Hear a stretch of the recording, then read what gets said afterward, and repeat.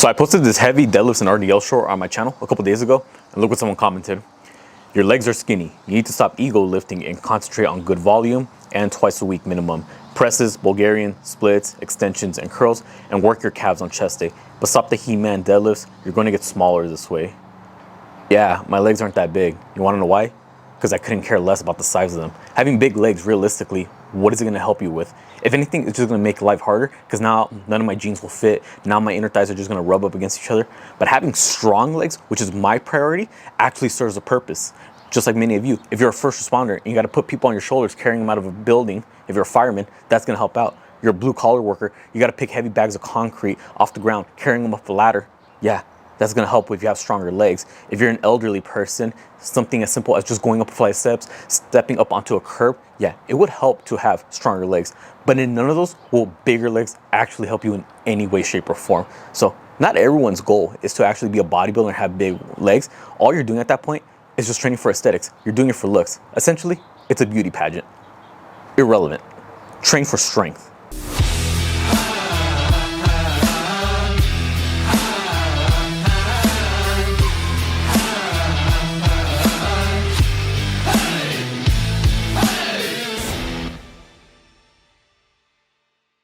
What's up everyone, David here. Got a new video for y'all today, but before we get into it, if you haven't already, make sure you subscribe to the channel, hit the bell notification so you don't miss out on any new videos. Because remember, new videos on this channel are Tuesday, Thursday, and Sunday, so don't miss out. Now today we're going to be talking about legs, and I want to go ahead and say that no one should be skipping leg days. Women, I know that's pretty popular for you for obvious reason. You want that hourglass figure. Good, continue to train as intensely as you do with that muscle group. Men, if you skip legs, unless you're injured in some way, shape, or form, I don't really understand why you would skip it. I mean, come on now, let's be completely honest. A man with weak legs is a man with a weak mind. Training legs takes the most mental fortitude. So if you can't push yourself to a heavy and intense leg workout, man, a little questionable. But again, I really feel like you should be training your entire body. Your legs are literally half your body, and they are their biggest and strongest muscle groups that you have. Why would you completely be avoiding them? Now, whatever your goals may be, whether it be training for looks, training for strength, that's completely up to you. Again, everyone's in the gym for different reasons, but I like to point out, me personally, I prefer training for strength. That's just my general interest. Now, would training for looks hurt? Absolutely not. I wouldn't mind having bigger legs. I wouldn't mind having more defined quads, hamstrings. Calves is a little sensitive subject. We're not even gonna hint upon that because my calves are really small. But other than that, yeah, training for looks, okay, it's good, but realistically, what is that going to help you with? It could help you with your self-confidence if you look at yourself in the mirror, or if other people are looking at you and they're impressed by what you look like. But at the same time, why do you care about what other people, think about your appearance like that? I definitely believe we should start shifting more towards just general purpose, function. What is it that you can do with your body? That's where training for strength and performance, that is what I believe should be the big priority, especially for legs. Just think about so many different things that we do day in and day out that involve our legs. You go to Costco and you pick up a case of water bottles off the ground. Are you not primarily using a lot of legs? You're deadlifting it up. I mean, come on, it should be a no-brainer. That will help out a lot more. You're going up a flight of stairs, one after the other. What is that mimicking? That's practically like doing a lunge. So imagine if you start getting into an older age where sooner or later that muscle atrophy kicks in and you don't even have the leg strength to even support yourself and push yourself off of one leg. I mean, come on now. Everyone, I believe, should be training for legs, and much more so for the sake of strength. Being able not only to lift your own body weight, but have even more weight on our back on a squat, in our hands on an RDL, whatever it may be. I definitely believe we should be having strong legs. So what we're going to be doing today is I'm going to be explaining to you how I've been structuring my leg routines to address this key concept of just performance, of function. What works for me might not always work for you. Just keep in mind, take what works, apply it. If you like it, keep doing it. If you don't, okay, modify it. Just figure out what works for you. But once you figure out what works for you, stay consistent with it and continue to push yourself and keep putting forth that effort. So lately what I've been doing is actually training legs twice per week. Whereas before, as many of you, you're on the bro split, the Arnold split, you usually only train legs once a week. I used to be like that. I used to have the mentality, and I used to say that if I could train legs more than once a week, then I probably didn't train them hard enough the first time. That's complete BS. No. Increase the frequency. Just how you train your upper body multiple times a week, do the same thing with your legs. So I actually go about it two ways. Day one, which is typically on Mondays, it's still a full leg workout. I'm still hitting every muscle group in my legs glutes, quads, hamstrings, calves, but the main emphasis, the main priority, quads, and specific movement patterns, squats. The second leg day of the week, which is typically on Thursdays, same thing, still training every muscle group, glutes, quads, hams, calves, but now the emphasis is a little bit more so on those hamstrings, and for movements, we're looking more now at the deadlifts. That's the way I'm splitting them up. You adjust it however it's needed. If you want to have a priority of a movement, let's just say this is squat day, this is deadlift day, or if you want to have muscle groups, today is quads and glutes emphasis, hamstrings and calves, whatever combination, just figure out what works best for you. It's all really also comes down to personal preference. So on that first day, this is where I get all my heavy squats out the way, because again, it is very strength driven, and what is usually the lower body lift that you get tested on pretty frequently when it comes to strength, it's going to be a squat. So the way I go about it, however many warm-up sets as it takes me to get to whatever that top set is, and usually that top set would be anywhere between 1 to 5 reps. Strength based. Once you start going higher and we go 6 and above rep range, now we're looking a little bit more at the hypertrophy standards. Regardless, at the end of the day, if you're still pushing yourself and you're lifting weights, yeah, you'll still see muscle gain, hypertrophy, and yes, you'll still see strength gain. It's just realistically, which one are you going to be seeing more of? Which one is a priority? So I typically go 5 reps or less. What I did this past week is I did a top set of 315 for 5. Okay, good.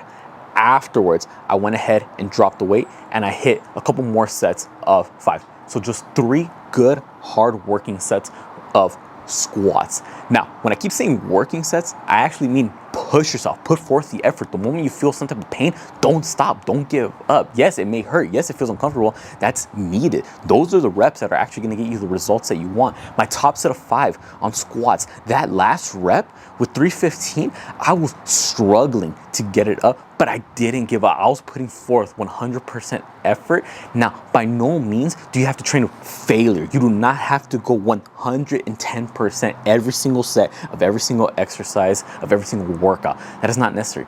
For it to be a working set, you usually to be working close to failure. By the time you're done with your last rep, you should only have 1, maybe 2 more reps left in the tank. That's perfectly fine because you still push yourself. There just has to be some type of effort in there. But don't think by any way, shape, or form that you need to be trained to absolute failure for every set of every exercise. All you're going to do is just burn yourself out and just increase your rate of injury. And that's one thing we definitely don't want to do, especially the lower body. So once I get those 3 sets done with the squats, like I said, it is quad emphasis. I then hit another compound movement that is very quad focused. So what I personally did, I did leg presses. I lowered my feet a little bit lower on the foot pad, now really targeting those quads, really trying to get that burn in there. Rep range, still, not too high, anywhere between, let's just say 6 to 8 reps, because again, still very strength based. Whatever you want to do, go for it. Whatever your gym has access to, that's also going to affect what you decide. Maybe some gyms don't have a leg press, but they have a hack squat. Maybe they have a belt squat, a pendulum squat, leg extension machine, whatever it may be, just a quad-based movement. That's the emphasis. Those first 2 exercises, boom, nothing but quad focus. It doesn't mean I'm not training the other muscle groups in my legs. Regardless, I'm still doing glutes. My hamstrings are still firing up. Calves are still being used to stabilize when I have the weight on my back on squats. So you see, it's still a full leg workout. It's just what is the priority? In this case, quads. Since they are the priority, that's why you put them at the beginning of the workout. Whatever is most important to you, whatever it is that you're really trying to bring up or improve upon, put that at the very beginning of your workout, because that's when you're the freshest. That's when you have the most energy. That's when the pre-workout is kicking in. You're not fatigued in any way. Put all the energy towards that, and that's where you're going to see the results. So once I got that priority out the way, now I start hitting my hamstrings and my calves. So for hamstrings, I went ahead and did some Nordic curls, just really getting that contraction in the hammies. I went ahead and did some good mornings on the hack squat, getting a full stretch in those hamstrings, full contraction at the top. All right, 3 working sets of each with these rep ranges, no longer focusing on strength, because let's be honest, when was the last time someone asked you, hey bro, how much can you good morning on the hack squat? It's one of the movements where it's just irrelevant. No one cares about how much you can lift on that. It's more of a matter of, do you have the form right, and are you getting results from it hypertrophy wise? Bigger hamstrings, getting that full stretch and contraction. Nordic curls is more so for injury prevention. If you're someone who's prone to tearing their hamstrings, pulling them, slow down the eccentrics, elongate that hamstring under some tension, good injury prevention. So that's the reason why I do those. Regardless, at the end of the day, I'm still gonna see improvements in my hamstrings, both in looks, hypertrophy wise, and strength. 3 working sets for each, and then I finish it off with calves. Now, calves is definitely a big weak point for me. Yes, I wouldn't mind having bigger calves, but at the end of the day, having bigger legs, what is it really gonna help me with? Yes, you have big calves. Yes, you look good in shorts, but in reality, what else is it gonna help you with? Performance-wise though, you ever had a bar on your back when you're squatting and you feel like you're leaning a little forward? Do you not feel your feet pressing into the ground to kind of get you back realigned in an upright position? That's all calf right there. Calves, that's what we stand on, especially when we have heavy weight in our hands, on our back. Our calves are used to keep us upright. That ankle stability, that's all calf right there, so we gotta strengthen that up. I did a couple sets, 3 specifically, on the hack squat, or I put in the leg press setting. Good deep stretch in that calf, full contraction at the top. I'm not just bouncing the weight up and down, I'm actually going through the full range of motion. So 3 sets of that, and then I went ahead and did 3 sets of just body weight calf raises all the way up, full stretch at the bottom, slow and controlled pace, just AMRAP sets. 3 sets of as many reps as possible. That's it. That's my entire leg workout on Mondays, starting off with the priorities, squats and quads. Now, second leg workout of the week on Thursdays, now we're gonna hit it again. Start off with that main strength movement, because again, I cannot emphasize that enough. I believe strength is definitely more important than just having bigger legs.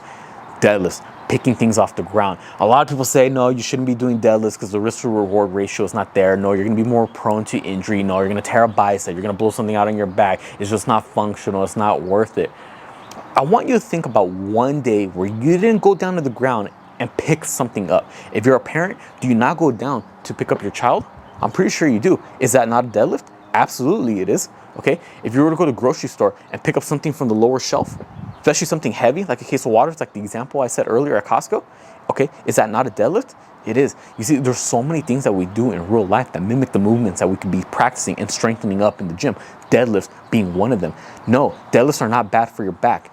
No, bad form is bad for your back. Why is it squats is safe, but with squats, there could be a higher chance of the bar rolling down and us rounding our back this way, but we don't say that's unsafe and we do it more often. But when it comes to a deadlift, all of a sudden that one is unsafe? No, if you practice good form and you strengthen it, you'll be fine. So I start off with that same approach as the squats on Monday. However many warm-up sets as it takes me to get to my top set. And then in this case, my top set was with 4 plates for 4 reps. Okay, good. Rest up. Afterwards, I go ahead, lower the weight a bit, and hit 2 more sets. So essentially, I'm doing 3 sets of 4 working sets. Heavy, strain, struggle, really pushing myself, but I'm not sacrificing form for the sake of getting more reps. No one should ever do that. Once I'm done with that, then I go ahead and address everything else.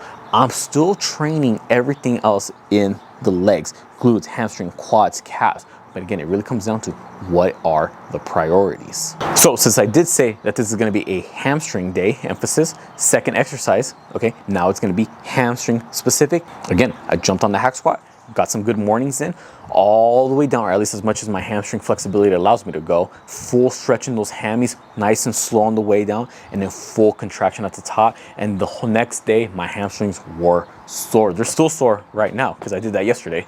Man, that is one of my favorite exercises. You don't have to go about it. Just think about any type of hamstring lengthening movement, whether it be a good morning on a hack squat, good morning with a bar, RDLs with a barbell, RDLs with a dumbbells. Any one of those would work. That's just the way I've been going about it. And also, if you're someone that does deadlifts and you struggle with the lockout, keep in mind that last portion, the upper half of a deadlift, does it not mimic more so of an RDL? So train it. There's gonna be direct carryover there. Now, once I'm done with all those deadlifts, which I do feel a lot in my hamstrings, and after the good morning, which is nothing but hamstrings for me, now that priority out the way. Now I can move on to the other muscle groups. I'm gonna go ahead and hit quads again, but this time isolation movements. Whereas on Monday, I was focusing on those heavy compounds. Now I can ease off a bit and just focus on the isolations, leg extensions. Nice and easy, just really chasing that pump, really chasing that burn. And I actually like to go about it with drop sets. So I load up however much weight I decide. In this past week, what I decided to do was 12 reps with the given weight. Afterwards, drop a couple of pounds and then another 12 reps. So I was doing 12 and 12, 12 and 12, 12 and 12. One drop set consisted of a set of 12, drop the weight, a set of 12, so 24 reps, done. That's one set. Repeat that for a total of 3 sets, and I feel the burn in those quads. If you want to go ahead and emphasize the eccentrics, go for it. I was trying to, but honestly, I was slacking off a little because it started to burn, it started to hurt, which is good. That's what we need. But if you can, really try to emphasize going slower on the way down. But I understand if you get tired, gravity takes over. So just do what you can. As long as you're not causing any type of knee pain or really at risk of injuring yourself, you should be fine. At the end of the day, you're still putting forth that effort. That's what's gonna elicit the growth and the strength increases. Then I'm gonna go ahead and actually directly hit glutes right here. I keep talking about how we're hitting the glutes, but we're not actually hitting it directly as of this point. When you squat, even though your goal may be to target the quads, you're still working your glutes at the end of the day. But I definitely believe you should be doing some type of direct glute exercises, and specifically of the different areas of your glute. Everyone always talks about the glute max, which is the big part, main part. Okay, I do that with some kickbacks on the cable machine, get a couple reps with one leg and then a couple reps with the other. Good, done.